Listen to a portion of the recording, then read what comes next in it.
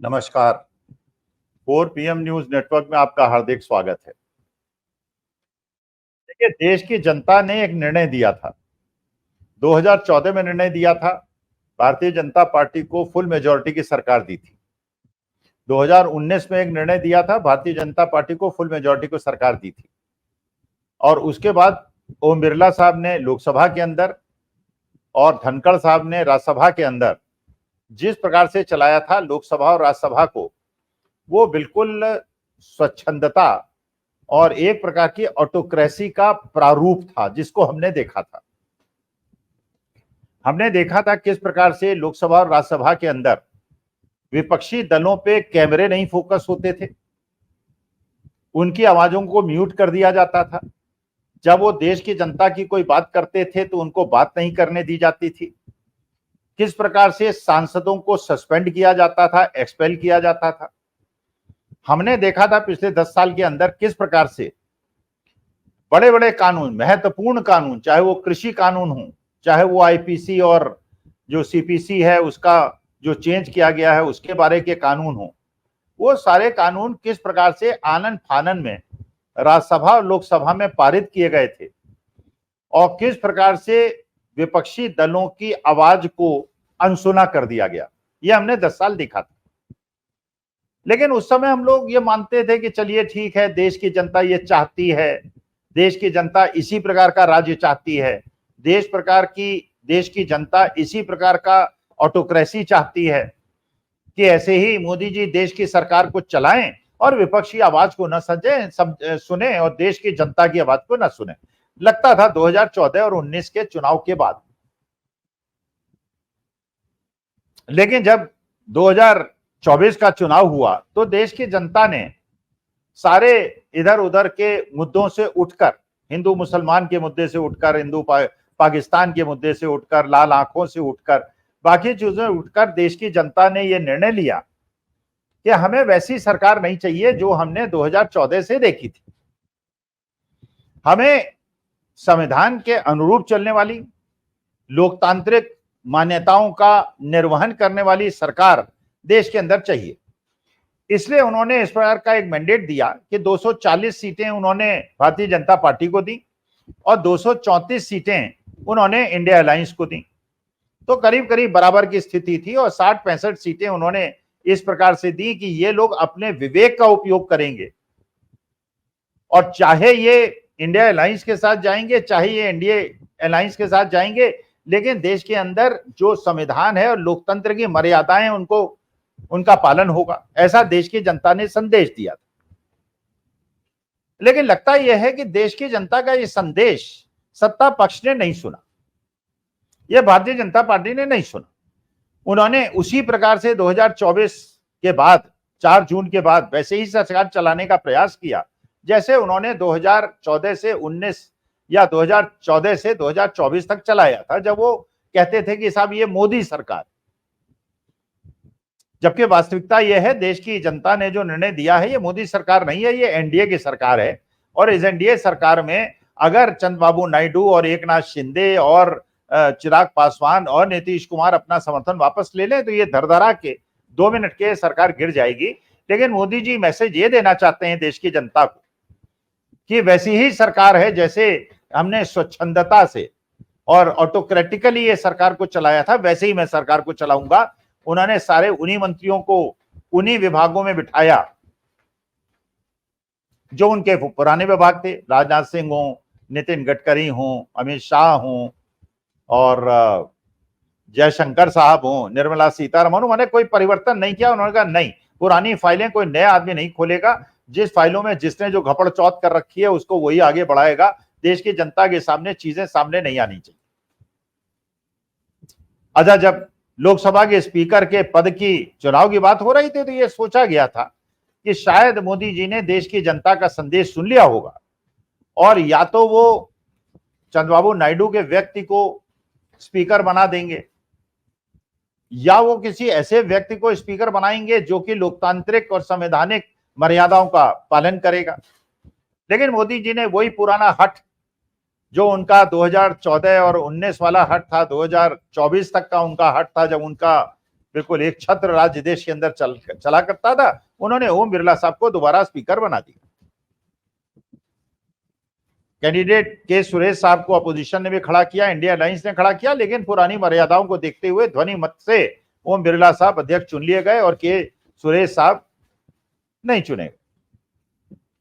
लेकिन ओम बिरला साहब से ये सोचा गया था, ये माना गया था, लोगों ने ये आशा लगाई थी, क्योंकि ओम बिरला साहब को भी मैसेज मिल गया था कि उसकी बड़ा विरोध हुआ था जिस प्रकार से उन्होंने संसद को चलाया था और जिस प्रकार से बिल पारित कराए थे और कानून बनवाए थे, और जिस प्रकार से मोदी जी ने भी देश की सरकार को चलाया था, अग्निवीर लेके आ गए थे, किसान बिल लेके आ गए थे, मोटर व्हीकल एक्ट लेके आ गए थे, बिना चर्चा के लेके आ गए थे, बिना स्टेक होल्डर से बात करे हुए लेके आ गए थे।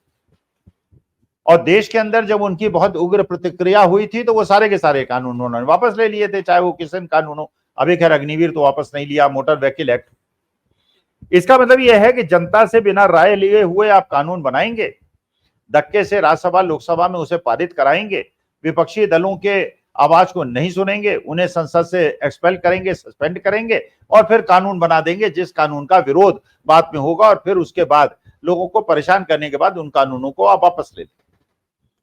लेकिन अभी 3 दिन की कार्यवाही में ही ऐसा लगता है कि ना तो माननीय मोदी जी ने कोई लेसन लिया है और ना ओम बिरला साहब ने कोई मैसेज लिया है, ना धनखड़ साहब ने कोई मैसेज लिया है। वो उसी प्रकार देश की सरकार को चलाने का, संसद को चलाने का प्रयास कर रहे हैं जैसा उन्होंने पिछले 10 साल किया है। पिछले 10 साल तो चलिए लोकसभा में कोई लीडर अपोजिशन नहीं था, अब तो राहुल गांधी लीडर अपोजिशन है और लीडर अपोजिशन ये कह रहा है लोकसभा के अंदर कि इस समय देश के सामने एक बहुत विकट स्थिति पैदा हो गई है, एक आपातकालीन स्थिति पैदा हो गई है कि जब देश के 24 लाख युवा बच्चे नीट परीक्षा में परेशान हैं, यूजीसी नेट में 10 लाख बच्चे परेशान हैं, फिर नीट पीजी में बहुत सारे बच्चे परेशान हैं, पेपर लीक होते चले जा रहे हैं, और उसके बाद इस पे अगर लोकसभा में एक संयुक्त बयान जारी करे सत्ता पक्ष और विपक्ष, जिससे देश के बच्चों को लगे कि ये जो देश के अंदर संसद के अंदर लोग बैठे हुए हैं, ये केवल पेंशन लेने के लिए नहीं बैठे हुए हैं, कैंटीन में बढ़िया खाना खाने के लिए नहीं बैठे हुए हैं, बड़ी बड़ी कोठियों में रहने के लिए नहीं बैठे हुए हैं, ये देश की जनता की आवाज भी है और देश की समस्याओं से इनको कुछ सरोकार भी है। लेकिन स्पीकर महोदय ने उसको रिजेक्ट कर दिया तुरंत कि नहीं नहीं प्रक्रिया है, अभी तो अभिभाषण पे धन्यवाद प्रस्ताव होगा, उसके बाद बात करेंगे। अरे ये आपातकालीन स्थिति है, देश की बहुत बड़ी जनसंख्या इस चीज से परेशान है। पहले आपने चलिए चिंता नहीं की, जब अग्निवीर योजना लाए देश के बच्चों के साथ आपने अन्याय कर दिया, आपने जनता की आवाज नहीं सुनी, अग्निवीर पे चर्चा नहीं कराई, उस पर कोई स्पष्टीकरण नहीं दिया, कोई मंत्री जी या मोदी जी ने उसमें बात नहीं कही। जब किसानों का आंदोलन 13 महीने चला तब भी आपने कोई उसमें डिस्कशन नहीं कराया, डिटेल डिस्कशन नहीं कराया। तो इसका मतलब ये आप चाहते हैं कि जिस प्रकार से आपने किसानों की आवाजें नहीं सुनी, 13 महीने तक दिल्ली के आसपास किसान बैठे रहे, आपने उनकी आवाजें नहीं सुनी, उनके रास्तों में आपने बोल्डर्स लगा दिए, पुलिस बिठा दिए, सशक्त लोग बिठा दिए, कीलें गाड़ दी, उनकी आवाजें नहीं सुनी। पंजाब के किसान जब दिल्ली आना चाह रहे थे, उनके रास्ते में आपने कीलें गाड़ दी, बोल्डर्स लगा दिया, आपने उनकी आवाजें नहीं सुनी। और उनकी आवाजें तो क्या नहीं सुनी, आपने तो संसद के अंदर विपक्ष को बोलने में नहीं दिया, बल्कि आपने देश के संसद को, देश की जनता को एक प्रकार से चैलेंज कर दिया। जब आपने टेनी महाराज, जिनके बेटे ने लखीमपुर खीरी में 5 किसानों को कुचल के मार दिया अपनी जीप से, आपने उनको गृह राज्य मंत्री के पद से नहीं हटाया, उसके बाद आपने उन्हें लोकसभा का टिकट भी दे दिया। माने आप चैलेंज करते हैं देश की जनता को और विपक्ष को। ये तो लखीमपुर की जनता को धन्यवाद है, उन्हें प्रणाम है, उन्होंने टेनी महाराज को इलेक्शन हरा दिया। माने देश की जनता हर चीज समझती है, समझने का प्रयास करती है और उसके बाद वोट देते समय उस चीज का ध्यान रखती है। देश के पदक विजेताओं के सामने जिस प्रकार से जब उन्होंने अपनी मनोस्थिति बताई थी और बहुत सारी बेटियों ने एक साथ पॉस्को एक्ट के तहत इस पे आरोप लगाया था, तो जिस पे आरोप लगाया था उसको तो आपने दंडित नहीं किया, लेकिन इन लड़कियों को दंडित कर दी। ये लड़कियां जंतर मंतर पे बैठी रही, मैं भी 2 बार वहां गया, मैंने भी उनके साथ सहानुभूति की, क्योंकि देश की बेटियों के साथ और देश की पदक विजेता बेटियों के साथ जिस प्रकार से हुआ था, उससे मेरा जो बुजुर्ग का मन है वो बहुत ज्यादा परेशान था और मैं व्यथित था। लेकिन उन बेटियों को आपने सड़कों पे घसीटा, उनके गर्दन पे आपने बूटों से उनको रौंदा, और ब्रजभूषण शरण सिंह के बेटे को आपने पुरस्कृत कर दिया, उसके बेटे को आपने पार्लियामेंट का टिकट दे दिया। इसका मतलब यह है कि आप देश के लोकतंत्र और संविधान पे कोई मर्यादा का पालन नहीं करना चाहते हैं। आप देश की जनता को चैलेंज करना चाहते हैं कि मैं तो ऐसा ही करूंगा, तुम्हें जो करना है कर लो। मेरे पास चुनाव आयोग है, मेरे पास ईडी है, मेरे पास सीबीआई है, मेरे पास इनकम टैक्स है, तुम्हारे पास वोट देने का अधिकार है, मैं उसको भी मैनिपुलेट कर लूंगा, मैं उसको मैनेज कर लूंगा, लेकिन तुम्हारी आवाज को नहीं सुनूंगा। और न केवल मैं तुम्हारी आवाज नहीं सुनूंगा, बल्कि मैं संसद के अंदर भी तुम्हारी आवाज नहीं सुनूंगा। अब आप सोचिए, देश की लोकसभा के अंदर बरेली के एक सांसद भारतीय जनता पार्टी के हिंदू राष्ट्र की बात करते हैं, लोकसभा के सभापति उन्हें टोकते नहीं है, जबकि वो संविधान के विरुद्ध है। हमारा देश एक सेक्युलर देश है संविधान के अनुसार। यहां हिंदू राष्ट्र की बात कोई नहीं कर सकता, मुस्लिम राष्ट्र की बात नहीं कर सकता, सिख राष्ट्र की बात नहीं कर सकता, यहां दलित राष्ट्र की बात नहीं कर सकता। यह राष्ट्र समावेशी राज्य है जिसमें सभी धर्म और संप्रदाय और जातियों का सम्मान। लेकिन ये संविधान के विरुद्ध कहा बरेली के मेंबर ऑफ पार्लियामेंट ने, सभापति महोदय ने कुछ नहीं कहा। उसके बाद हैदराबाद के मेंबर ऑफ पार्लियामेंट ओवैसी साहब ने जय फिलिस्तीन कहा, सभापति महोदय ने कुछ नहीं कहा, कोई टीका टिप्पणी नहीं की। लेकिन जब शशि थरूर साहब जय संविधान कह के जा रहे थे, तो उन्होंने जय संविधान कहने पे आपत्ति जाहिर की सभापति महोदय। माने उन्हें हिंदू राष्ट्र से कोई परेशानी नहीं है, उनको जय फिलिस्तीन से कोई परेशानी नहीं है, जय संविधान से परेशानी। जबकि संविधान, हमारा देश का संविधान जो है, ये हमारे देश की सबसे सर्वोच्च पुस्तिका है, जिसकी वजह से हम देश के अंदर सुख पूर्वक रहते हैं, क्योंकि हमारे कुछ अधिकार हैं, हमारे कुछ कर्तव्य हैं, और हर अधिकारी के, हर पद पे बैठे वाले आदमी के कुछ अधिकार और कर्तव्य हैं, और सब संविधान अनुसार उनका निर्वहन करते हैं। और जब दीपेंद्र हुड्डा ने, जो रोहतक से मेंबर ऑफ पार्लियामेंट है और करीब 2.5 लाख वोट से जीते हैं, उन्होंने कहा कि महोदय इस प्रकार से जय संविधान कहने पे आपको आपत्ति नहीं करनी चाहिए थी, तो किस प्रकार से उनको अपमानित किया गया दीपेंद्र हुड्डा जी को ओम बिरला जी द्वारा।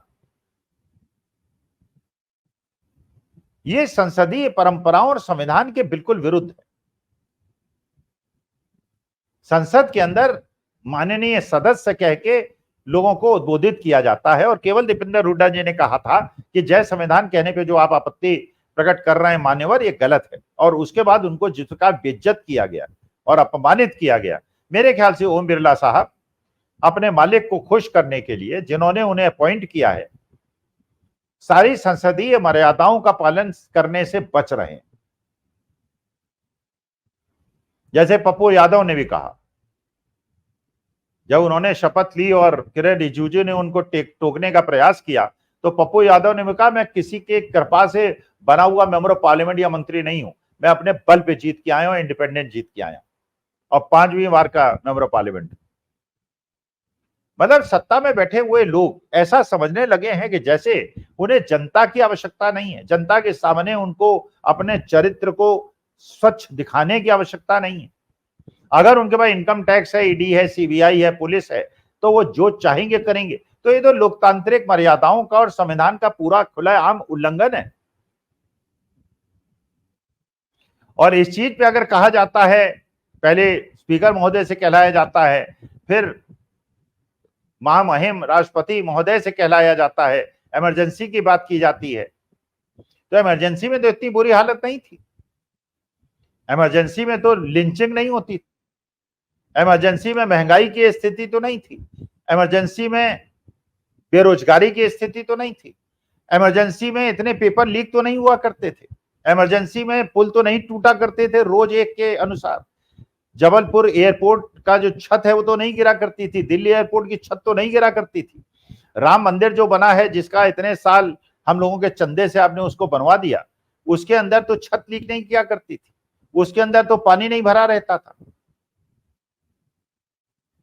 तो जो देश की मुख्य समस्याएं हैं वो बेरोजगारी है, वो महंगाई है, वो अग्निवीर है, वो बच्चों की समस्याएं हैं, उनका एक जीवन में उनको एक दिशा देने की आवश्यकता है। उनको बात करने के बजाय ये एक अधिनायकवाद सेंगोल के माध्यम से, एक राजदंड के माध्यम से, पुराने राजा महाराजाओं के जमाने का शासन आप संसद के अंदर स्थापित करना चाहते हैं।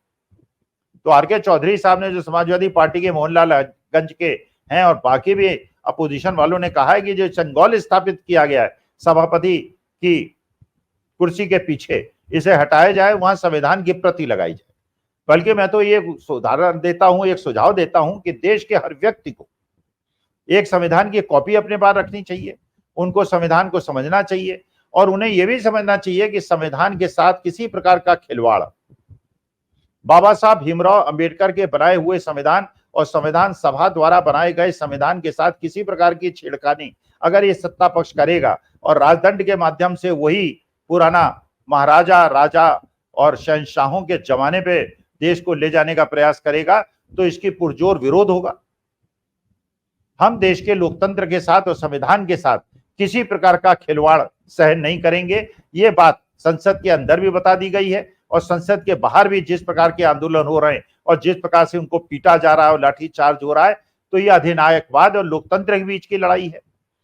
ये सेंगोल बनाम संविधान की लड़ाई है, और हमें देखना है कि देश का लोकतंत्र जीते, देश का संविधान जीते, और ये सेंगोल और ये अधिनायकवाद को हम हराएं। ये देश की जनता से मेरी प्रार्थना है। नमस्कार, धन्यवाद और आभार।